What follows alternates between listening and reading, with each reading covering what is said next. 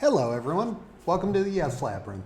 I'm Bobby McCosky. I am a comedian out of Kansas City, been teaching improv for about a decade, and I'm here to talk about some improv comedy concepts. And a good way to do that is to watch something and kind of explain what's going on. So today I'm going to look at the first sketch from I Think You Should Leave. It's the door scene. If you haven't seen it before, it's a short little sketch, but so much is revealed in it that are good things to talk about and good ways to discuss comedy. Yeah, if you've never seen this sketch, Tim Robinson is a comedic genius to a lot of people. I personally love his style. I know some people don't. I probably should include that in this video in case Tim sees it. Tim, everyone loves you and you're perfect. So yeah, let's jump into it.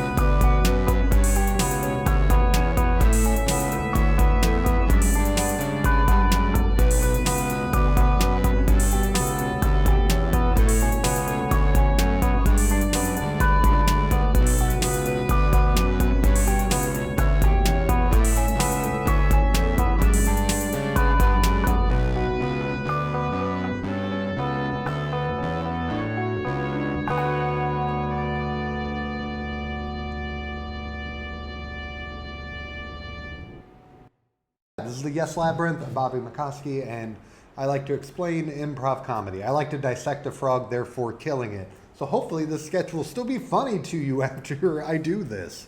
Yeah! Let's go! In this sketch, there's a lot of fun things, and you definitely get Tim's point of view. It sets the stage for what this show is going to be, and the way Tim looks at the world and the way he writes sketches. Anywho, here we go.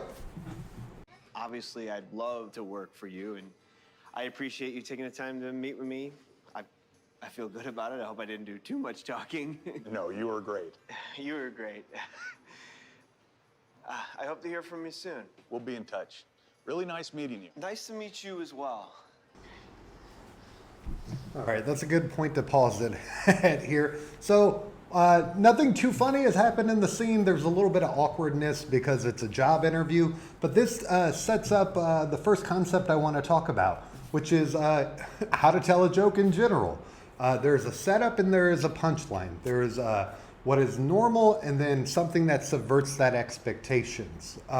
Even like the simplest joke, like why did the chicken cross the road, which is kind of an anti-joke because the punchline subverts your expectations because when it was first introduced, the idea was like, oh, they're going to say something funny or make a pun about why the chicken crossed the road. And then they just say it got to the other side. It's a setup and something that subverts our expectations, even though in that example it's an anti-joke. But yeah, all comedy comes from a setup and a punchline. So this right here is the setup. This is what we call an improv, or through the UCB kind of lineage of thinking, we call it base reality. Who you are, where you are, what's going on. It's two people. One of them's kind of a boss figure looking to hire someone. The other person is the one looking to get hired. Nothing too weird here. It's a little awkward, but that's true to life. Most interviews are going to be a little awkward, but this is just the base reality. It's the setup for what will come and the punchline. You got to know what's normal to know what's not normal, and this is the normal that we're seeing. So let's keep watching. Let's dig in a little more. You were great. I hope to hear from you soon. We'll be in touch. Really nice meeting you. Nice to meet you as well.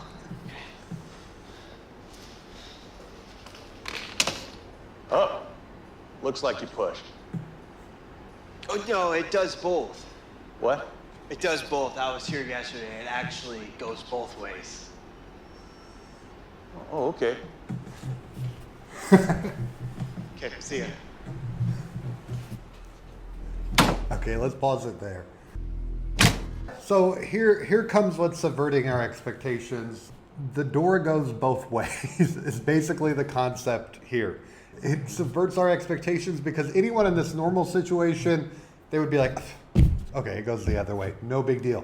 Tim refuses to do it. And we don't know exactly why, but we know Tim will refuse to say no. Another concept I'd like to talk about here is what nowadays is called the voice of reason versus the unusual character. Used to be called the straight man versus the crazy. Used to be called the double act. It's a format you will often see in comedy, which is someone who's normal and someone who's subverting that expectations, kind of like the setup punchline we were talking about. The normal character is kind of the setup here, and the punchline is Tim's character who refuses to believe a door goes both ways.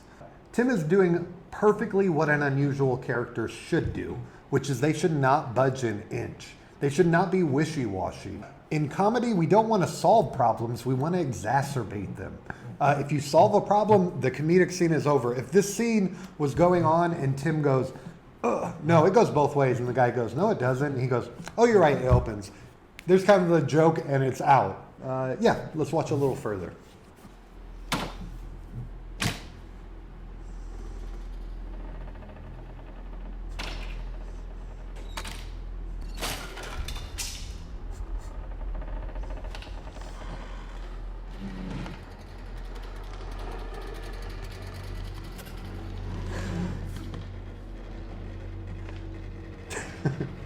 Okay, let's pause again. I know it's crazy. Let's pause. So, going along with this voice of reason versus unusual kind of thing, I think the actor here is doing a great job, because this sketch, you could be the voice of reason by being like, the door doesn't open that way, don't open that way. Him just being in the moment and being like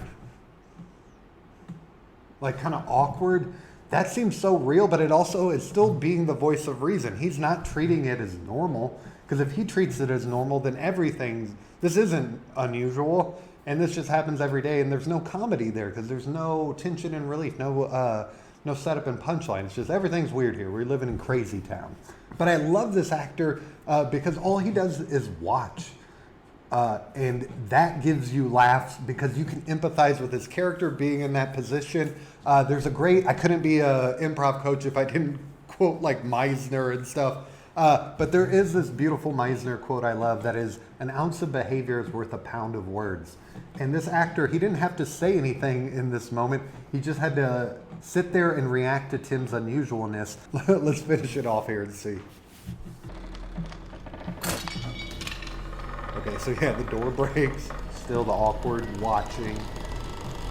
Oh God, so awkward, drooling. The shrug. Hope to hear from you soon.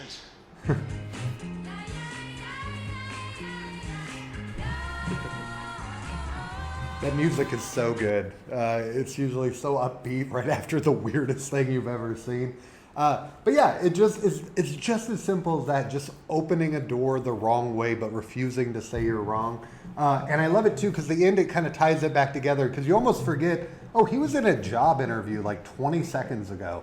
But yeah, those two concepts of setup and punchline, know what's normal so you can know what's not, what's abnormal, well, is like a voice of reason versus an unusual character. This is a great example of how a lot of comedy scenes go, a lot of comedy sketches are.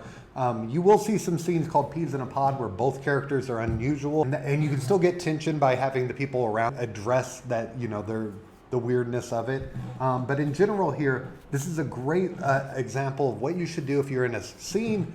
As an improviser, you should commit to the unusual thing you're doing. You should double down on it.